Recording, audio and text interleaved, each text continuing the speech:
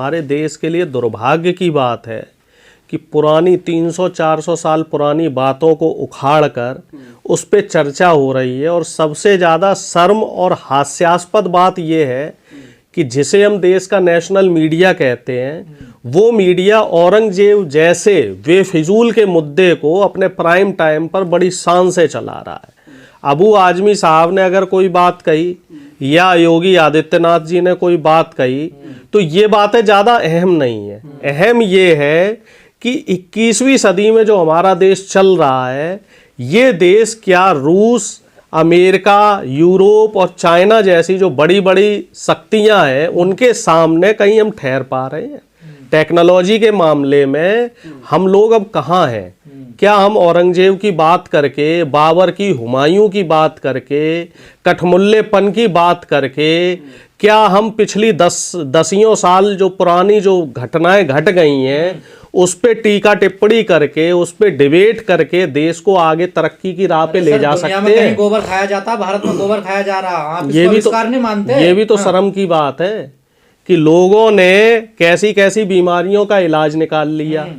जहां रूस ने कैंसर का इलाज निकाल लिया, कैंसर का वैक्सीनेशन तैयार किया है, आप गोबर और गोमूत्र में फंसे हुए हैं। जहां अमेरिका स्पेसशिप से जीवित जो है टूरिस्ट को भेज रहा है, मंगल ग्रह के पे भेजने की वहां तैयारी चल रही है, नई नई गैलेक्सियों की खोज करी जा रही है, कृत्रिम हमारी बॉडी में ऑर्गन्स फिट करने की बात करी जा रही है, और हम लोग पीछे जा रहे हैं। हम लोग आगे नहीं जा रहे टेक्नोलॉजी में, हम लोग पीछे की तरफ जा रहे हैं। आइडियल कौन है, औरंगजेब है या फिर?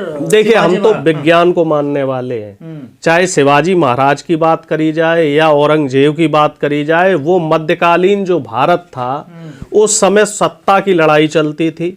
अब अगर हम शिवाजी महाराज की बात करें तो उनके जो सेनापति थे वो शेर खान थे। उनके जो 10 अंगरक्षक थे शिवाजी महाराज के, उनमें से 3 मुसलमान थे। और अगर हम बात करें औरंगजेब की तो सर्वविदित है कि उनका सेनापति जय सिंह था।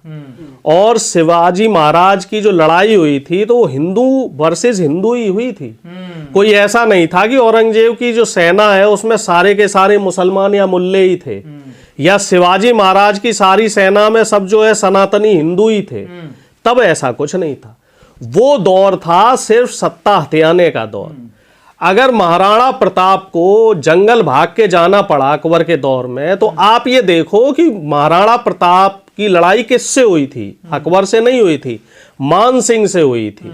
तो अब इस पे अगर हम अकबर पे टीका टिप्पणी कर रहे हैं, हम औरंगजेब पे कर रहे हैं, तो सवाल जय सिंह पे भी उठने चाहिए, सवाल मान सिंह से भी उठने चाहिए।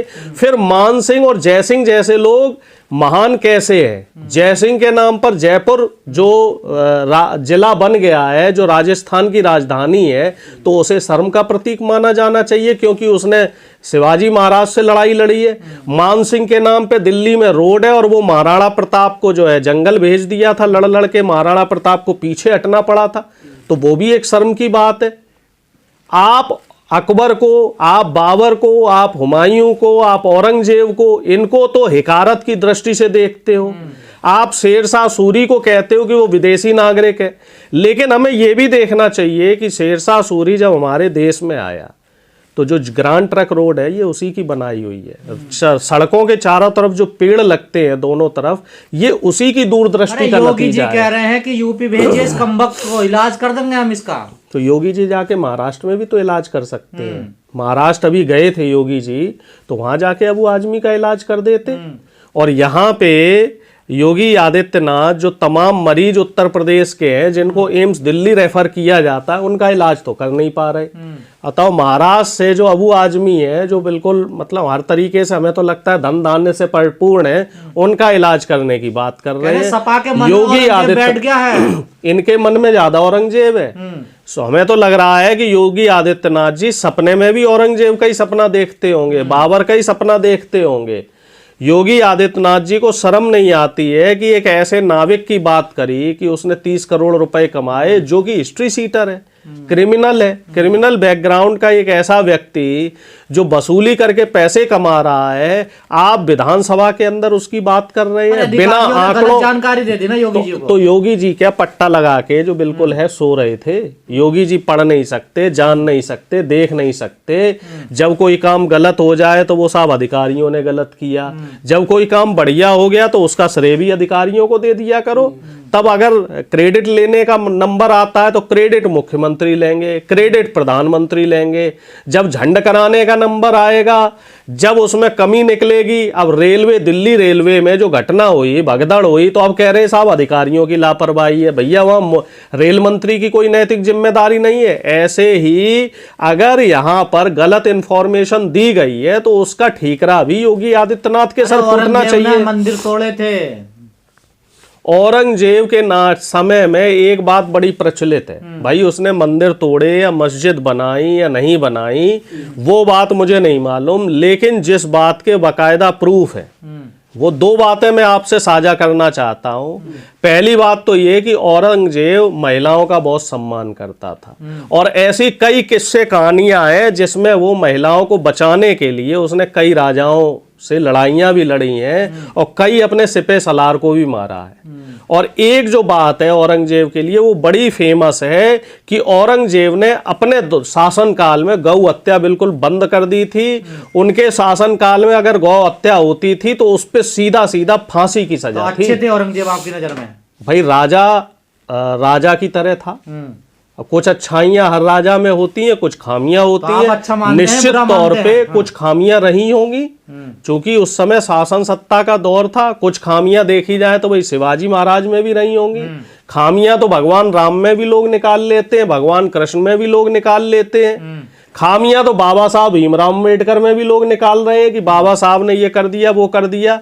अब लोग उनकी बदौलत यहाँ बराबरी पे बैठे हुए हैं, बोल पा रहे हैं, बोलने की आजादी हमारे देश के संविधान ने दी है।